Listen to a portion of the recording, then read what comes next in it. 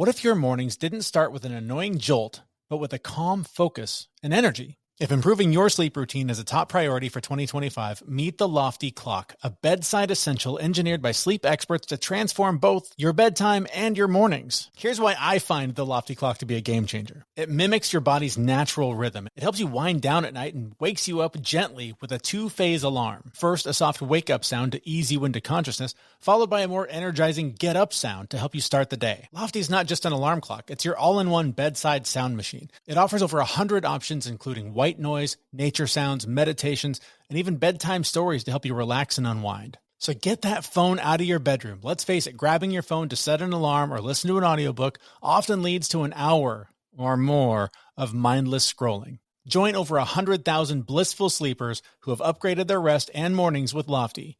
Go to buylofty.com and use the code FITMESS20 for 20% off orders over $100. That's BYLOFTIE.com with the promo code FITMESS20. But first, this is the Fit Mess, where together we learn to develop habits that help us live beyond our mental health struggles to create happier, healthier lives. He's Zach. He lives in the future with his anxiety. He's Jeremy, and he lives in the past with his depression. And we get together once a week in the present to share the obstacles we face and how we overcome them. How sick are you of this being the first thing you hear in the morning? I hate that alarm, and I'm so sick of it, and I'm so relieved that I never have to hear it again. Not only am I glad that I never have to hear that sound again, but I'm also relieved that I don't ever have to have my phone in my room anymore. I mean, most of us know that phone addiction is bad, and we struggle to create real boundaries between our digital and physical worlds. I know I'm as guilty as you are. Yes, you. I'm looking at you and talking about you. You sit there in bed at night looking at your phone, scrolling through, I don't know, TikTok, Instagram, Facebook, the horrible news of the world, whatever headline is scaring you into your nightmares. Not only is consuming all of that content and that dopamine rush terrible for your brain right when you're trying to go to sleep, but so is the blue light that you're staring at as it glares at your face well past when you should already be asleep. And listen, I have enough trouble sleeping as it is. I deal with chronic pain every day of my life that every night keeps me up in one way or another. So the last thing I need to worry about is being terrified by either what I'm looking at as I go to sleep or the horrible sound that's about to wake me up when I get up in the morning. That's why today we're going to talk about a device that I've been experimenting with for the last couple of weeks, and I cannot tell you how much it has improved my mornings. And not only that, but it's helping me get to sleep faster and better than ever before. That's why today we're going to talk to Matt Hassett. He's the founder of Lofty. It's a sleep company making devices to help make sleep easier for you. Not only easier, but better. Matt's story is incredible. He found himself at a longevity talk where he was so overworked and so overexhausted and not listening to his body. So he ends up, passing out, busting his head, and waking up with the realization that something had to change. So through his own health crisis, his own observations of widespread sleep struggles, Matt transformed from a tech entrepreneur into a sleep advocate. His journey led to creating a gentler way to wake up, crafting peaceful alarm sounds, and implementing a 2-phase wake-up system based on sleep science. His experience taught him that sleep isn't just another wellness metric, it's the foundation that makes all other healthy changes possible, leading to the development of a product that helps others create better sleep habits through thoughtful design. This Lofty alarm clock, I'm not kidding you, has completely changed the way I start my day every day. Something as simple as the sound that is used to wake you up and the physical feel of pushing actual buttons helps me start the day without my heart jumping out of my chest, scaring the crap out of me because of some horrible alarm sound that we think we need to be jolted out of bed by. So after trying this thing, I knew I had to talk to Matt to learn more about what went into the creation of it and how it can also help you get better sleep. So we're going to start my conversation now with Matt Hassett. And we start with one of the simple sleep hacks you've probably heard over and over again for years and still haven't acted on. We hear about this all the time when it comes to trying to improve your sleep, different hacks we can do to make the most of that time. One of the things we hear all the time, get the phone out of your room. How can Lofty help with that? That is very much why we started the company. Why I started the company was to help people get a better balance between their phone and tech and the rest of their lives. And it actually started there and only a little bit later became a sleep company, just because I think that we all recognize and we see all the studies and we know that it's bad for our kids to be exposed to them early. We all know this. It's not like we have to convince someone that that's a bad thing, but it's really bad for sleep. And it can, there's the results of the kind of anti-blue light craze are a little mixed, and it's getting a little more murky. But I think the biggest peril is just our attention and the kind of over and above stimulus that is the exact opposite than what you need to fall asleep. For sleeping, you need to clear your mind of all the worries about the day so you can just get back to, I'm just a human being and I need to rest. And it's so hard when this little thing, you bring it into your bedroom thinking, I'll use it to listen to the Fit Mess podcast, or I'll listen to a calm story, or whatever it is. And then you get a text from your boss, and you get a tweet, and you're on Twitter or X, or you're on TikTok. For all these apps I'm naming are possibly not going to exist when this podcast Who knows? airs, but we'll see. But whatever the app is, like, it's, they're designed to keep us engaged and to sell us stuff forever and ever. And that is the goal. I think Reed Hastings from Netflix talked about how, and he's probably walked this back, but at one point he said that Netflix's biggest competitor is sleep, and they're just trying to keep people on the platform as long as possible. And that's why that autoplay next is so powerful. But like, we really need equally powerful tech to set up a bulwark against all those products trying to keep us consuming and keep our attention for so long. It's really amazing how even, removing the notifications, right? So even if you're like, oh, I just need it for my alarm clock and my background noise, I'm just going to set it here. There's still this pull to it where you're laying there and you're like, oh, I can't get to sleep. It's been 3 minutes. I better look at my phone. That'll make me tired. And it's completely the opposite, right? Like that blue light, according to everything I've seen, and it sounds like it's maybe getting more controversial, but just wakes you up, keeps you more alert, more engaged. All of these apps like Netflix are designed to keep you staring at that screen a little bit longer. So, I mean, you really do kind of need the physical barrier of get the thing literally out of your room where it's out of reach and way more inconvenient to use than it is when it's sitting right next to you. Yeah, I think as long as it's nearby, some people will say, well, I have to have it because I'm a X, and insert, why you need it. And some of them are very hard to argue with. You're an emergency physician and you have to be sure. Then, like, at least put it across the room so that you're not inclined to just grab it. But if you're not a trauma surgeon and you're on call all night, like, then you probably really don't have a good excuse, and you really need to chuck it outside of the bedroom. That is kind of the only job that really you need that phone all the time. That's funny. So, but I understand you actually, in the course of creating all this, had a bit of a struggle yourself. Yeah, when I first started it, I was just hearing folks around me saying, I'm having a really hard time. This was 2017 or so. I'm really having a hard time putting down the phone. Over the weekend, I'm deleting Instagram, but reinstalling it Monday. And that was what originally set me down the kind of like, let's get the phone in balance. And then it became a sleep company. And really, it kind of happened out of the sequence of this perfect narrative for me as a podcast guest today to talk about why sleep was so important to me. But actually, just last year, I had sort of the most urgent wake-up call to why sleep is so important. And it's funny because I know all these facts and I've read all the books, and I think I had the same sort of, going back to doctors, the same sort of like invincible delusion, I'll never get sick because I'm a doctor or something like this kind of.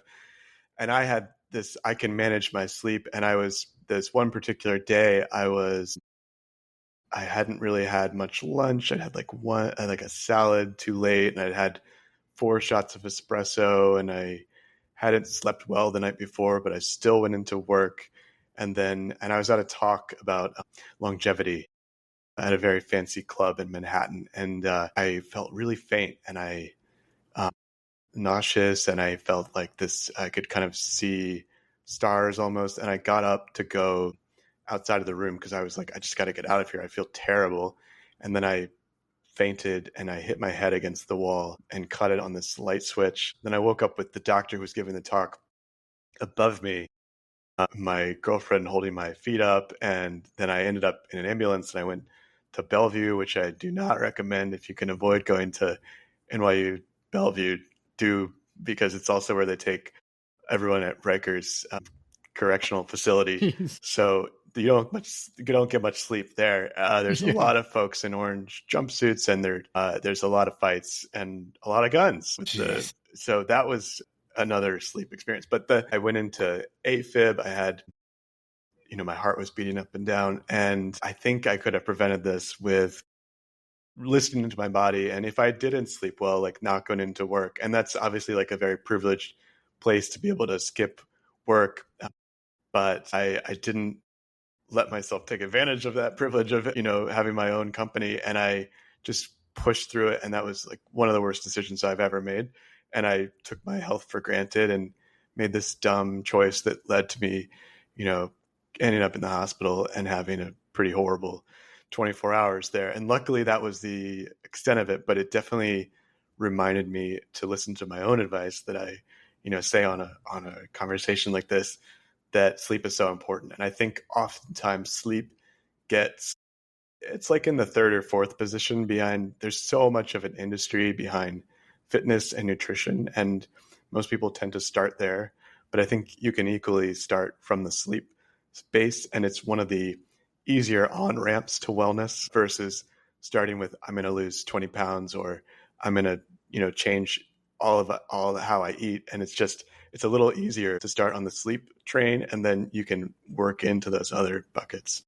So the thing I wanted to say about the Lofty clock, I've had a chance to use it here for a few days now. And I never knew that being woken up by an alarm clock could be such a gentle experience. Like normally whenever I've had any alarm on my phone, back when I was a kid and we just had alarm clocks, there weren't phones that we were using. My heart just jumps out of my chest when that thing starts screaming at me. And the process that you guys have built with this thing is it's just so gentle. And I don't wake up with that same like immediate terror that I used to wake up with.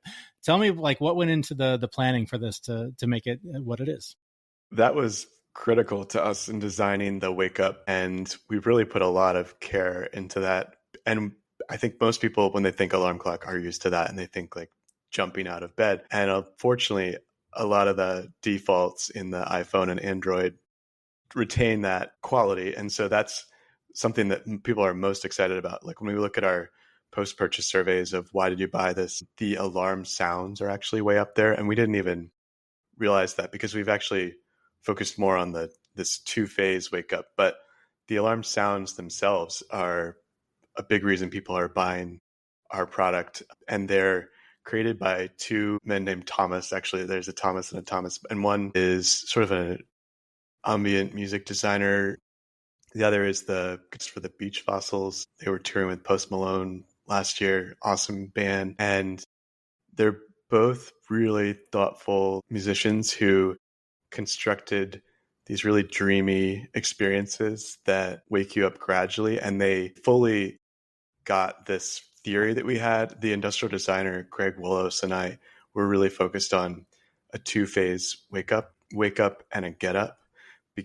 And Greg, the designer, drew this out early in a little graph that I kept because it's so beautiful. And he talks about sort of like the moment you kind of regain consciousness as the wake up, and then the moment where you actually have to get out of bed and the get up.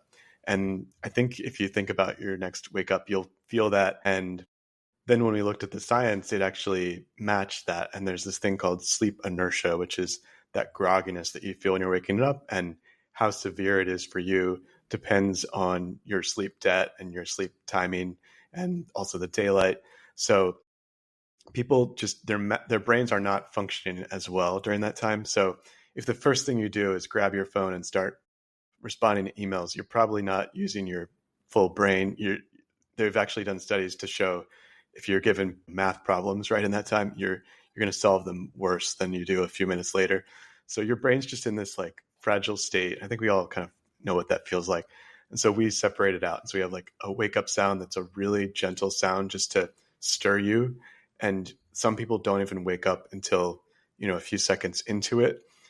And then we have a get up sound. It's a little louder. It's a little more percussive, a little bit like, okay, it's time to get up. It's a nice melody, but it's a little annoying. So you actually like want to slap the thing and turn it off. And so, yeah, that's how we think about the get up. It's interesting because I do physically feel it, like in a way that I really didn't, honestly, I didn't expect. I thought like it's basically going to be like every other snooze alarm that I've ever done. And I want to ask you about the snooze factor too, but I do physically feel just kind of like I ease into the day better. It's such a more pleasant feeling, which is interesting because I've heard a lot of experts and a lot of, people in this space talking about ways to optimize your health in different ways, sleep and whatever. And I've heard the argument that you should not hit the snooze button, that once the alarm goes off, you should get up, because falling back asleep can mess with your circadian rhythms and your sleep cycles and all that. Where does the science come down on this? Why is sort of this gentle snooze approach, why is it working for me better than it was than what I was doing previously? I think that I looked a lot at the science to see, is snoozing good or bad? And I think snoozing is probably bad, but it's not the worst thing. And sometimes it just feels like the right thing to do. And our goal is that you would stay awake. We would prefer if you stayed awake between the first and second alarms. Okay. But some people obviously are going to fall back asleep. And the most relevant thing that I've discovered is that when you do wake up again, there's a little jolt of cortisol if you are woken up again, especially if it's aggressively, like with most alarm clocks. So that's more what I would be worried about. And so if you can avoid over indexing on cortisol, that's probably a great idea. So it would be preferable. And with our clock, you can adjust the snooze interval. It used to be always a set time. It was 9 minutes. 9 minutes is like the standard snooze time, which is because randomly one of the first alarm clocks had a gear that was designed, and it was a 9-minute gear. And then that just like became a standard thing. A lot of the stuff, like there's no real rhyme or reason to it, but now you can do 3, 6, 9, or 0 minutes. So 0 is if you don't want to snooze, it'll just go straight from the wake up to the get up for us. Interesting. Okay. I didn't get that far into the feature, so I'll have to play with that tonight. That sounds cool. We get a lot of requests, and we're putting them in as we can. But at this point, you can really dial in your wake up and wind down pretty specifically to what works for you.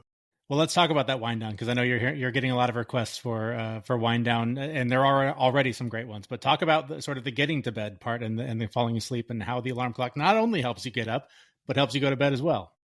Thank you for asking, because that is like my big talking point this month when we think about routines and January and resetting and making new routines. And, winding down is so important, to go back to what we were talking about at the beginning. And one thing that customers have asked for a long time is more help with that. And it really comes to the core concept of the company to help create better behaviors through beautiful product design, so that they're pleasant things. It's not like a punishment routine where you're like, oh, I have to do this. I have to eat the unfun food.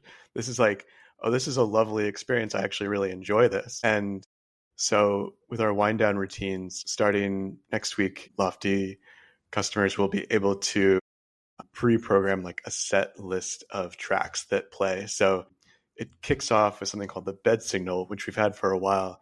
And that comes from, it was inspired by Matthew Walker, the wonderful sleep scientist who wrote my favorite book about sleep, Why We Sleep, which I really recommend. And he says in his 10 tips for better sleep in the back, he says, go to bed and wake up at consistent times, and pay attention to what time you go to sleep as much as you pay to when to wake up. And so we decided we should have an alarm for bedtime, just as we should have one for waking up. And so it kicks off with that, and the night light comes on the clock, or if you have the lamps, those turn on to whatever color you like, whether it's red light or another color. And then after that, and there's a little lullaby that plays by the same creator, Tommy Davidson. And then following that, you can choose what you want. So do you want a meditation? Do you want stories? Whatever it is. We have a lot of different content on the clock. And one thing you were talking about before the show was how we're rolling out a lot more content. So as we open up the routines, we're also increasing the content so that, you can have this product for years and never get bored of the content. I am frankly bored of it after having it I've had it for 4 years with the content. So I know all of our content. And so it's really important to me personally in my battle to fall asleep every night to have new content. So I am willing that into the world. And I think, part of this is like, how do you compete with Netflix? Or for me, it was like I was watching Severance on Friday night and I really wanted to watch another episode, but the bed signal went on and I have 2 lamps in my room and I saw the red light, and it was a helpful cue to say, you know what, I'm going to actually throw in the towel on the 6th episode of Severance today in one day. But so I think just like those physical cue reminders are more powerful than we might always think. And that's really where we're trying to go with the future of our habits products. That's so smart. I was going to ask you about that because the first couple nights that I had, I mean, I'm a nerd for like, techie gadget stuff anyways. And especially if it's going to like improve my health, I'm way more excited about it. So the first couple nights I was so excited to like feel what it was going to be like to wake up that I actually didn't sleep very well because I was so excited about it. But once I got through that, I had the bedtime routine start up and that little chime set in. I happened to be in my room at the time. And it worked. I was literally just doom scrolling, doing nothing beneficial. And I was like, okay, you set this for a reason, put down the phone and follow through with what you promised yourself. And it was great. But I was curious, like, if I'm not in my room, how does that work? So that's where maybe the lamps can be a really beneficial sort of addition to your routine to have those elsewhere in the house. Yeah, for me, I have a small Manhattan apartment, so I can see the lamp spill out into my living room. But yeah, I mean, I think we'll be adding an alert on the phone as well with the bed signal. We're doing a lot more this year to incorporate the app. I know it's a balance between some people want us to have no app and some people want to be able to do everything on the app, even if the clock is a foot away. So we try to serve both requests, but we are really trying to build out more features in the app. So that's probably something we'll roll out later. So your doom scrolling is interrupted. Yeah, that makes sense. I think I understand the reason why people want it on the app because we're so phone based and on everything we use, it makes a lot more sense. And the clock itself has 3 buttons. And it's funny, when I was reading reviews about this, there was a guy who was kind of unboxing it and showing it. And he's like, I really like the physical feel of pushing the button. And when I watched it, I was like, okay, you're really stretching for a way to like, talk about this product. But he's right. There's something about like the physically pushing the button to snooze it. It's, as my kids say all the time, it's so much more satisfying than just touching my screen for another reason. I spent a lot of time on button feel, which is something I didn't know. Did you really? That's awesome. Oh yeah. I mean, the designer of this is really one of the most interesting people I've ever met. And he really, he cared about every single detail as I would have expected him to. But we spent a lot of time like feeling different buttons and thinking about like the click. And one thing that, I think is really important about our product is like a arcane, silly detail. But when you compare this to the first version of our biggest competitor, Hatch, they used something called, I can't even remember the name, but it's when you touch and there's sort of like it's just like touching a surface changes something. And so it's not very reliable. And sometimes like you tap and it doesn't respond, or sometimes you tap a few times and then it catches up and it overdoes it. So we went with like actual buttons that click and they're very reliable. And I think it was important for us to imbue reliability into this product because we were so like our competitors, the iPhone, really, that's what most people are switching from for their alarms. And so that thing, we trust it. It's our constant companion. It's reliable. So if you're introducing this new thing that's doing this important job of waking you up, it better be really reliable. So we wanted the buttons to convey that, actually.